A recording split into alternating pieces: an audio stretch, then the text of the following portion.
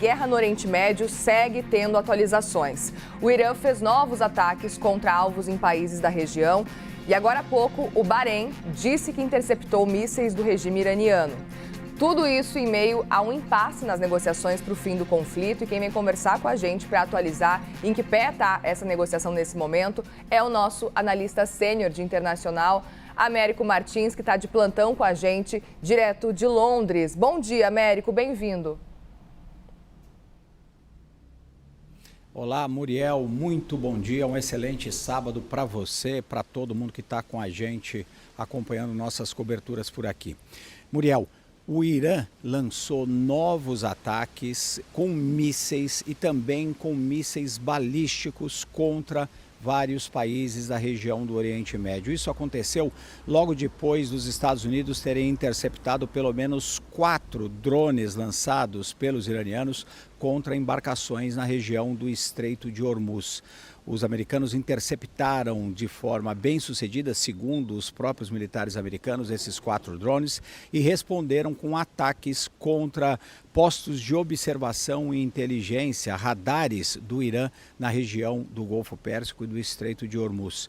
E numa terceira retaliação, o Irã começou então a lançar mísseis balísticos contra o Kuwait e também contra o Bahrein. O governo do Kuwait informou agora há pouco que interceptou pelo menos 7 mísseis balísticos e os americanos disseram que não houve vítimas. O Kuwait confirmou alguns danos materiais no seu território. Tudo isso, Muriel, acaba testando mais uma vez esse cessar-fogo que continua em vigor entre o Irã e os Estados Unidos, mas com vários ataques de lado a lado que entram em contradição, obviamente, com esse cessar-fogo. Oficialmente, o cessar-fogo continua no seu lugar, continua sendo observado, mas com esses ataques que são bastante complicados e que são grandes testes para esse cessar-fogo.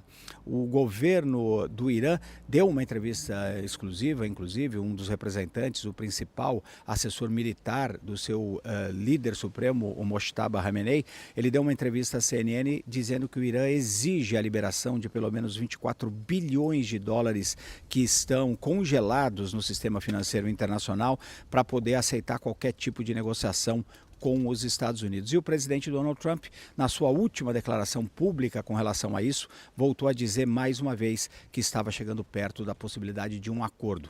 No entanto, não temos a confirmação de nenhum acordo e temos sempre esses testes muito complicados, esses ataques de lado a lado que não ajudam em nada numa negociação diplomática entre os dois lados.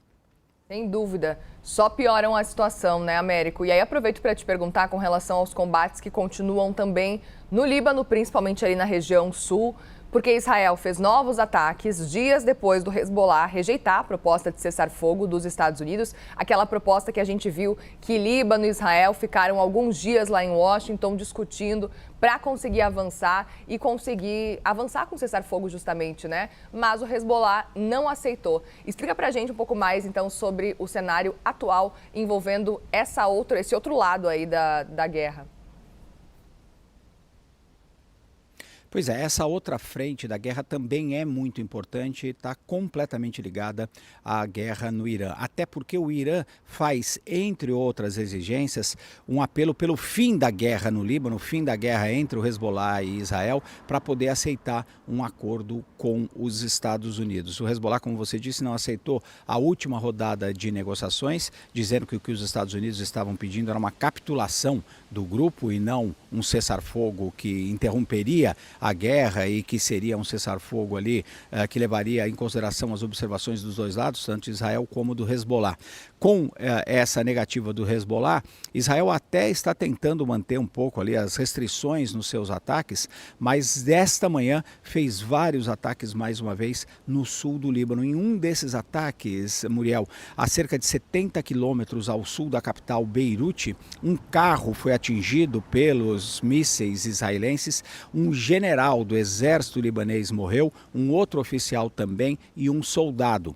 Isso é muito grave, Muriel, porque Israel não está não está em guerra com o Estado do Líbano, está em guerra com o Hezbollah.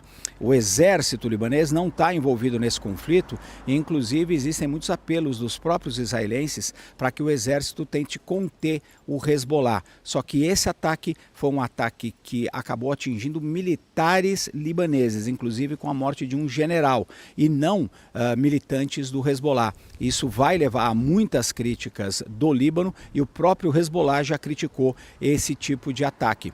Ele é muito grave no sentido de que ataca uma parte que não está envolvida nessa guerra, que é o exército libanês, e vai ser considerado como um ataque contra a nação libanesa. Então a tensão continua aumentando. E como eu disse, não existe a possibilidade, a perspectiva de paz entre os Estados Unidos e o Irã se essa segunda frente de guerra no Líbano também não for estabilizada e a guerra não for contida. O problema é que com os ataques de lado a lado nós estamos muito longe de qualquer possibilidade de paz também nessa segunda frente de batalhas. Bom, seguimos juntos então, Américo. Qualquer novidade pode nos chamar e a gente vai conversando ao longo das próximas horas nesse plantão de sábado. Bom trabalho por aí. E eu te conto agora que o chanceler do Irã negou que o país esteja usando o Líbano como moeda de troca nas negociações com os Estados Unidos. O regime iraniano diz que o fim dos combates no território libanês é parte essencial para um acordo com o governo americano. Declaração que vem depois de uma entrevista exclusiva do presidente do Líbano à âncora da CNN, Christiane Amanpour. Joseph Aoun disse que não vai aceitar interferência do Irã. Vamos ouvir então o que ele diz? IRGC, the Iranian Revolutionary Guard Corps, that they don't approve this agreement, what happened. It's not your country, it's our country. It's our obligation.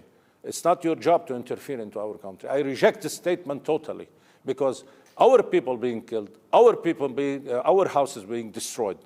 They are using Lebanon as a bargaining chip in their negotiation with the United States. It's unacceptable. And here also, Hezbollah must understand that.